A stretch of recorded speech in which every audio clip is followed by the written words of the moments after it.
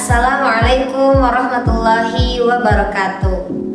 Insya Allah di sini saya Eva Sagita akan menjawab 7 pertanyaan dari 14 pertanyaan yang diajukan. Pertanyaan yang pertama adalah, apa pentingnya mempelajari pendidikan komparatif pada era global sekarang ini? Menurut pendapat saya, kenapa penting mempelajari pendidikan komparatif di era global sekarang ini adalah yang pertama, kita bisa membandingkan sistem pendidikan negara lain. Kita bisa belajar, kita bisa mengetahui bagaimana negara lain mengatur sekolah atau pendidikan. Sehingga dari situ kita bisa melihat mana yang baik, yang bisa kita contoh, dan mana yang sebetulnya kurang di pendidikan kita di Indonesia. Yang kedua, yakni kita bisa mengambil ide dari sistem pendidikan negara lain. Jika ada negara yang sistem pengaturan pendidikan atau sekolahnya itu baik, juga berhasil, maka kita di sana bisa meniru. Tapi selain daripada meniru, kita pun harus bisa menyesuaikan apakah hal tersebut cocok kita terapkan di Indonesia ataupun tidak. Kemudian juga menumbuhkan rasa toleransi. Artinya bagaimana kemudian kita bisa menghargai perbedaan budaya, perbedaan cara berpikir, dan perbedaan nilai-nilai yang lainnya. Kemudian kita juga bisa belajar dari pengalaman negara lain. Artinya kita bisa belajar, bisa lebih siap ketika menemui suatu permasalahan dalam pendidikan yang mana misalkan sudah terjadi di negara lain, sehingga kita lebih siap untuk menghadapi persoalan tersebut. Jadi artinya kita bisa belajar melihat daripada pengalaman negara lain untuk kemudian memajukan sistem pendidikan kita di Indonesia. Itu pertanyaan yang pertama. Oke, pertanyaan yang kedua. Menurut Anda, apa kelebihan dan kekurangan sistem pendidikan Indonesia dibanding negara-negara maju seperti negara Amerika, Jerman, atau Jepang? Menurut pendapat saya, sistem pendidikan di Indonesia itu memiliki banyak hal positif dalam hal budaya dan juga sopan santun. Dan juga sistem pendidikan Indonesia yang saya ketahui itu lebih banyak pembelajaran agamanya dibandingkan dengan negara lain. Seperti hal kita ketahui bahwa tujuan akhir daripada kita belajar adalah untuk mengharapkan ridha Allah Subhanahu wa Ta'ala, sehingga ikhtiar sistem pendidikan yang banyak mempelajari ilmu agama juga itu dapat menyeimbangkan antara dunia juga akhirat.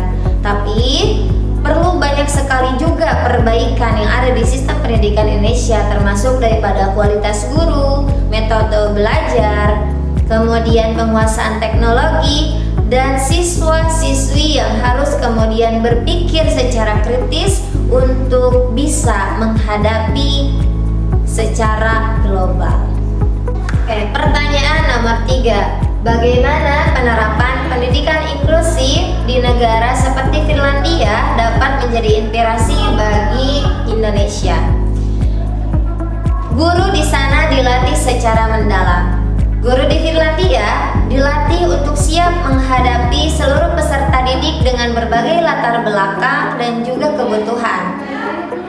Pendidikan guru di sana sangat ketat dan juga disiplin. Artinya Indonesia perlu kemudian menyediakan pelatihan guru secara mendalam agar guru-guru Indonesia tahu bagaimana cara menghadapi siswa dengan berbagai latar belakang dan kebutuhannya, seperti siswa yang autisme, disleksia, dan kebutuhan lainnya.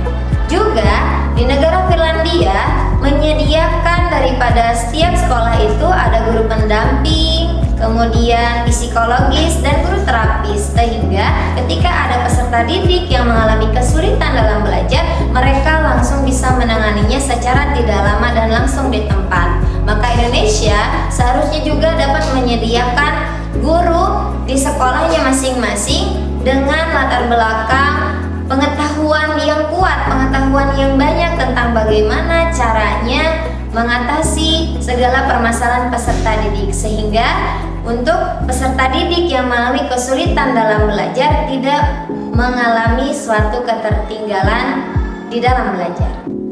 Oke, pertanyaan nomor 4. Apa yang membuat guru di Finlandia dihargai dan dihormati? Apakah mungkin sistem itu diterapkan di Indonesia? Yang pertama tadi, mengapa guru di Finlandia dihargai dan dihormati? Pertama, pendidikan guru sangat ketat dan berkualitas. Untuk menjadi guru di sana harus menyelesaikan lulus seleksi yang ketat, juga menyelesaikan pendidikan S2. Tidak semua orang bisa menjadi guru, hanya yang terbaiklah yang diterima. Yang kedua, guru diberi kepercayaan penuh oleh pemerintah dan masyarakat. Pemerintah tidak terlalu banyak mengatur guru dengan aturan rumit. Guru diberi kepercayaan penuh untuk mengajar sehingga mereka merasa dihargai dan profesional. Yang ketiga, gaji kesejahteraan guru yang layak.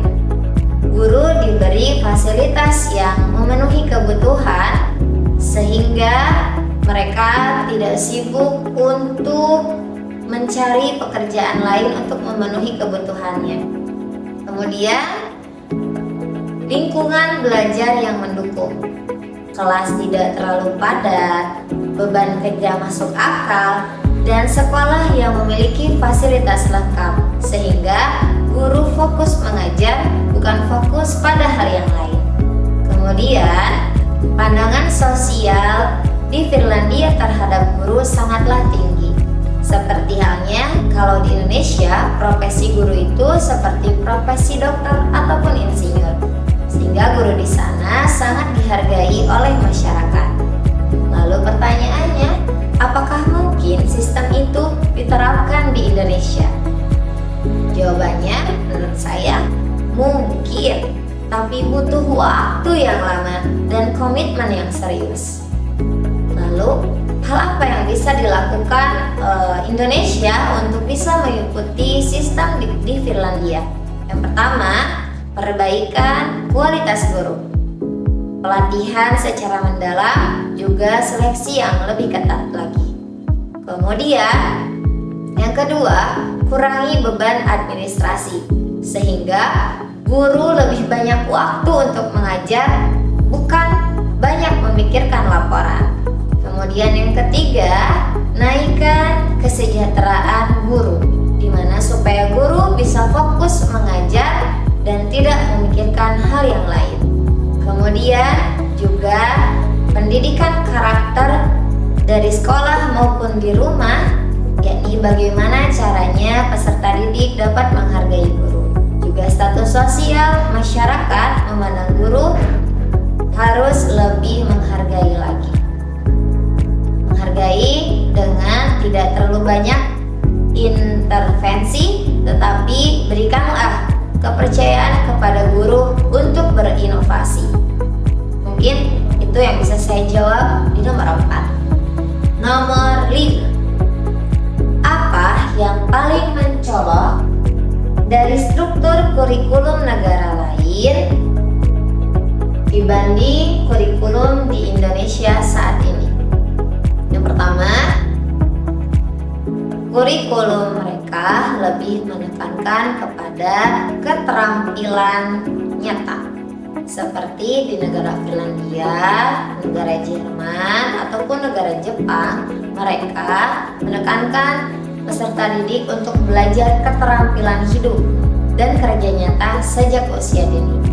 Di Indonesia sudah mulai ke arah sana, tapi masih ada di tahap awal sehingga masih butuh waktu proses yang lama, dan mudah-mudahan bisa istiqomah. Yang kedua, kurikulum di sana lebih fleksibel dan berbasis minat.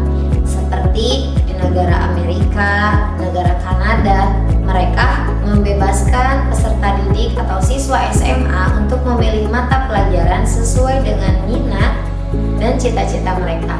Seperti adanya kelas musik, ada kelas desain, kelas bisnis, kelas yang lainnya. Di Indonesia juga sudah banyak sekolah yang membuka ruang, akan tetapi pemilihan mata pelajarannya masih sangat terbatas. Kemudian yang ketiga, kurikulum di negara lain lebih menekankan kepada proses, bukan hanya hasil angka. Seperti di negara Finlandia, itu mereka lebih kepada menekankan nilai seperti prosesnya, kemudian cara mereka berproses, juga kemudian bagaimana mereka bekerja sama. Di Finlandia tidak ada ujian besar nasional, jadi mereka sangat memperhatikan proses daripada angka. Di negara Indonesia juga sudah tidak ada ujian nasional, tapi budaya mengejar nilai masih sangat kental di berbagai sekolah. Kemudian guru diberi kepercayaan penuh.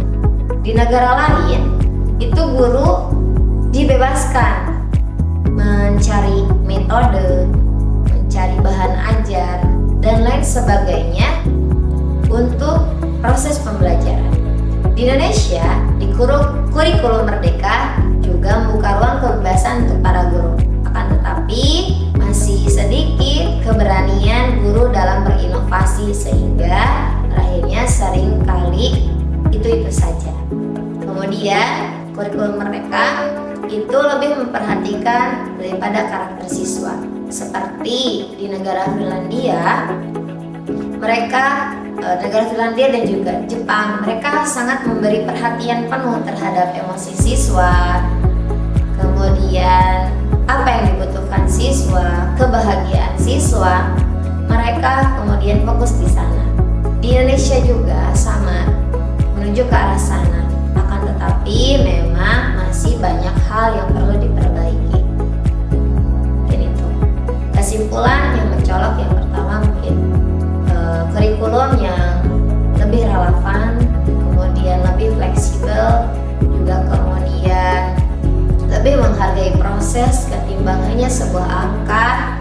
Kemudian juga guru diberi kepercayaan penuh dan juga fokus kepada proses dan karakter peserta didik. Oke, nomor 6. Apa hal yang menarik atau mengejutkan dari sistem pendidikan yang ada di Amerika Serikat menurut Anda? Menurut saya, setelahnya saya banyak membaca, jadi setiap wilayah itu punya aturan sendiri. Di pemerintah pusat tidak mengatur semua sekolah. Setiap kota atau wilayah punya kurikulum dan cara mengajar sendiri. Ini membuat kurikulum lebih fleksibel, tapi hasilnya bisa jadi beda-beda. Pendidikan atau kurikulum di Amerika itu bebas, lebih fleksibel, tapi mereka juga punya tantangan perihal ketimpangan antar wilayah, antar suatu daerah. Seperti itu. Pertanyaan yang terakhir yakni nomor 7. Dari semua negara yang Anda pelajari, mana yang paling berhasil melakukan reformasi pendidikan? Dan apa pelajaran paling berharga yang bisa kita ambil? Menurut pendapat saya, dari berbagai negara yang saya pelajari, yang paling berhasil adalah negara Finlandia. Lalu, apa pelajaran berharga yang kita bisa ambil dari negara Finlandia ini? Yang pertama, pendidikan bukan tentang persaingan, tetapi tentang keseimbangan. Mereka tidak menggunakan sistem ranking antar siswa. Kemudian juga tidak ada ujian nasional besar, tapi setiap anak diberi waktu belajar sesuai kemampuan. Yang kedua adalah guru dipilih dari yang terbaik. Mereka belajar di universitas, juga dilatih menjadi pendidik sejati, bukan hanya sekedar mengajar. 3. Gratis pendidikan secara merata dan keseluruhan, mulai dari taman kanak-kanak hingga universitas. Dari orang kaya ataupun orang miskin, mereka belajar di tempat atau di sekolah yang sama dan dengan fasilitas yang sama. Kemudian, mengedepankan kesejahteraan siswa dan juga guru. Siswa belajar tidak terlalu panjang, pekerjaan rumah tidak terlalu banyak, tapi tetap memiliki kualitas yang tinggi. Guru bisa beristirahat, bisa merancang pembelajaran, juga bisa meningkatkan diri. Kemudian, belajar dari kehidupan yang nyata. Seorang pelajar bukan hanya menjadi pintar, tapi siap menjalani kehidupan di masyarakat. Mungkin cukup sekian yang dapat saya sampaikan, kurang lebihnya mohon dimaafkan. Jika ada lebih, gak usah dikembalikan. Terima kasih. Assalamualaikum warahmatullahi wabarakatuh.